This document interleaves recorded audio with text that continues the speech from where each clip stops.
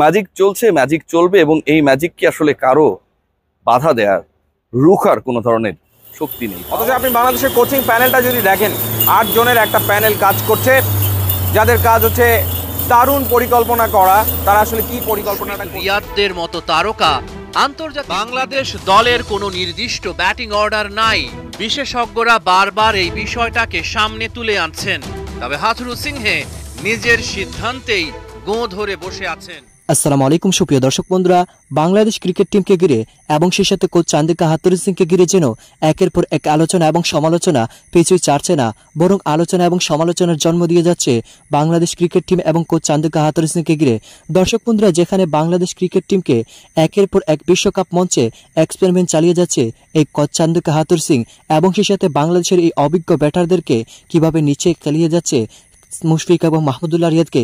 দর্শক বন্ধুরা, অবশেষে সেই সকল বিষয়গুলিকে কেন্দ্র করে এবার বাংলাদেশের ক্রিকেট বিশ্লেষকরা এবার কঠিন কিছু বার্তা দিয়ে যাচ্ছে, এবং সেই সাথে তারা সেই সকল বিষয়গুলোকে কেন্দ্র করে অত্যন্ত চমৎকার কিছু আলোচনা করেছেন। দর্শক বন্ধুরা, চলুন দেখে নেই কিভাবে এই কোচ চান্দিকা হাথুরু সিংয়ে বাংলাদেশ ক্রিকেটকে ধ্বংসের দিকে ঠেলে দিচ্ছে। অবশ্যই ধৈর্য সহকারে পুরো ভিডিওটি দেখবেন, তাহলে এই সকল বিষয়গুলো পরিপূর্ণ বুঝতে পারবেন। কড়া হেডমাস্টারই কখনো কখনো হিতে বিপরীত হয়। সাকিব, তামিম, মুশফিক, রিয়াদদের মতো তারকা আন্তর্জাতিক ক্রিকেটে যাদের প্রোফাইল ভারী, তাদের উপর কোনো কিছু চাপিয়ে দিলে সেটা দলের জন্য ভালো কিছু নয়। প্রথম দফায় বাংলাদেশের কোচিং ছেড়ে হাথুরু সিংহে দায়িত্ব নিয়েছিলেন শ্রীলঙ্কার। লঙ্কান ক্রিকেটে অস্থিরতার এমনই ঝড় তুলেছিলেন যে সাবেক বিশ্ব চ্যাম্পিয়নদের ট্র্যাকের বাইরে চলে যাওয়া বর্তমান পরিস্থিতির জন্য ক্রিকেট বোদ্ধারা হাথুরুকেই দায়ী করেন। বাংলাদেশের ক্ষেত্রে ছবিটা মিলে যায় কিনা সেটা সময়ই বলে দিবে। বাংলাদেশ দলের কোনো নির্দিষ্ট ব্যাটিং অর্ডার নাই। বিশেষজ্ঞরা বারবার এই বিষয়টাকে সামনে তুলে আনছেন, তবে হাথুরু সিংহে নিজের সিদ্ধান্তেই গোঁ ধরে বসে আছেন। No one has complained, and there are success and there are sometimes it has not worked. So we are going to stick to our plan for this World Cup. বছর কয়েক আগে হাথুরু সিংহে একই এক্সপেরিমেন্ট চালিয়েছেন শ্রীলঙ্কা দলেও। তিনি যে সেখানে মোটা দাগে ব্যর্থ হয়েছেন তা প্রমাণিত। কিন্তু ৯-৬ বোঝানোতে লঙ্কান কোচ যে পারদর্শী সেটাও সত্য। সব পজিশনে খেলতে পারেন এমন তথ্য মিরাজের জন্য কাল হয়েছে কিনা ভেবে দেখার বিষয়। অথচ ৩ নম্বর পজিশনে শান্ত বিশ্বকাপের আগ পর্যন্ত কি চমৎকার পারফরমেন্সই না করেছেন। ঠিক আগের বিশ্বকাপে ৩ নম্বর পজিশনে সাকিবের জাদুকরি ব্যাটিং এখনো ভুলতে পারেননি ক্রিকেট গ্রেটরা, কিন্তু ভুলে গেছে বাংলাদেশের টিম ম্যানেজমেন্ট। এই ব্যাটিং অর্ডারের তেলেসমাতি তাওহিদ হৃদয়ের খেলায় কি সরাসরি প্রভাব ফেলেনি? ওডিআইয়ে যার ৫,০০০ রান, সেই মাহমুদুল্লাহ রিয়াদকেই এক ম্যাচে ব্যাটিংয়ে পাঠানো হয় ৮ নম্বরে। আমি সবসময় মনে করি যে কিছু স্পেসিফিক ব্যাটিংয়ে স্পেসিফিক পজিশনটা খুব ইম্পর্টেন্ট। মানে আমরা কেন বলি স্পেশালিস্ট, ঠিক না? মানে ওপেনাররা স্পেশালিস্ট, মানে number 3 is a specialist position. জবাবদিহিতার সংস্কৃতি কি আছে বাংলার ক্রিকেটে? যদি তাই হয়, তাহলে যে দল সাউথ আফ্রিকার মাটিতে সাউথ আফ্রিকাকেই হারিয়েছিল, তারাই কেন সবচেয়ে গুরুত্বপূর্ণ মঞ্চে বিপর্যস্ত? এতই দম্ভ ওদের, দেশের সেরা ওপেনারকে ঘরে রেখে খেলতে চলে যায় বিশ্বকাপে। Tamim Iqbal in your top order, are you missing? He is not here, so I can't answer that whether we are missing or not.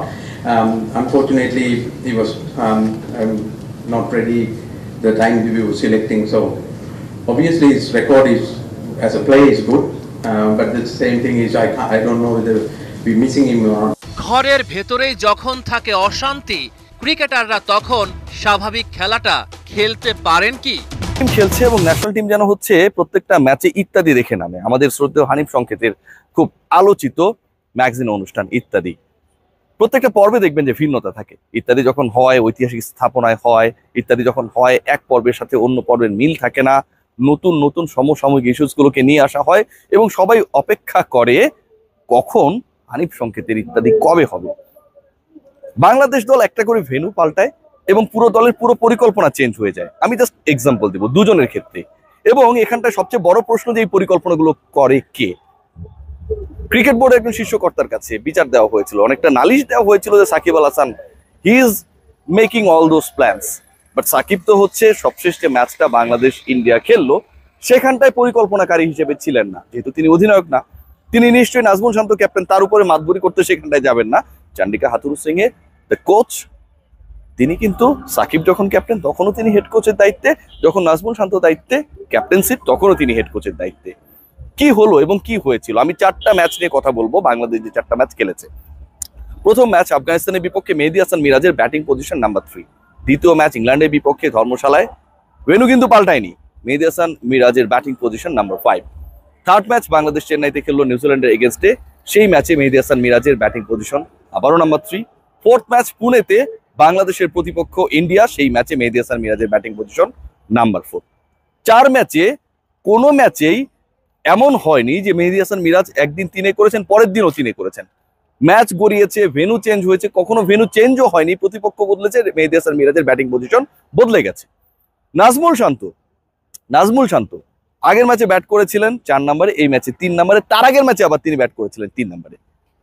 Bangladesh দলের ক্যাপ্টেন নাজমুল শান্ত এবং ভবিষ্যৎ নেতা মেহেদী হাসান মিরাজ দুজনের ব্যাটিং পজিশনটা ওই 3 আর 4 আর 5-এ যেভাবে বারবার শিফট করা হয়েছে, এটা কি খুব শোভনীয়? বাংলাদেশকে এটা থেকে কোনো ফল পাচ্ছে?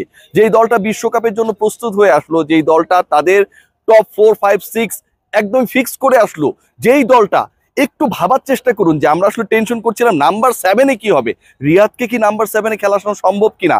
নাম্বার 7-এ যাদের খেলানো হচ্ছে সেটা হতে পারে ইয়াসির চৌধুরী রাব্বি, সেটা হতে পারে আফিফ হোসেন ধ্রুব, সেটা হতে পারে সৌম্য সরকার, কেউ ভালো করছে না।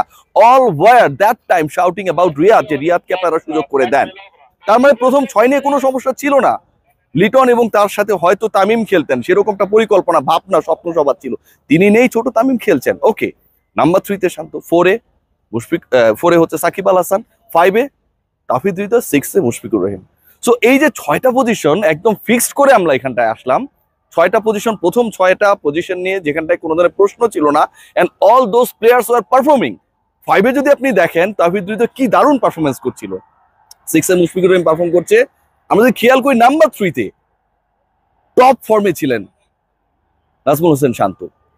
সেই ক্রিকেটাররা এই মুহূর্তে যুদ্ধ করছেন যে কিভাবে তারা ফর্মে কামব্যাক করবেন। Mehedi Hasan Miraz makeshift opener, all okay. Sometimes প্রতিপক্ষকে চমকে দেওয়ার জন্য তাকে আমরা সামনে নিয়ে আসতেই পারি, ব্যাটিং অর্ডারের পরিবর্তন করতেই পারি। প্রত্যেকটা ম্যাচে একজন ক্রিকেটারকে যদি বিভিন্ন পজিশনে খেলানো হয়, তিনি কি আদৌ কনসেন্ট্রেট করতে পারেন? এটা কি পসিবল? এটা একদম পসিবল না ভাই, একদম পসিবল না। যারা স্মার্টফোনে এই মুহূর্তে আমাকে দেখছেন বা শুনছেন, আপনার হ্যান্ডসেটটা যদি চেঞ্জ করে দেওয়া হয়, সেটা যদি কোনো কারণে iOS থেকে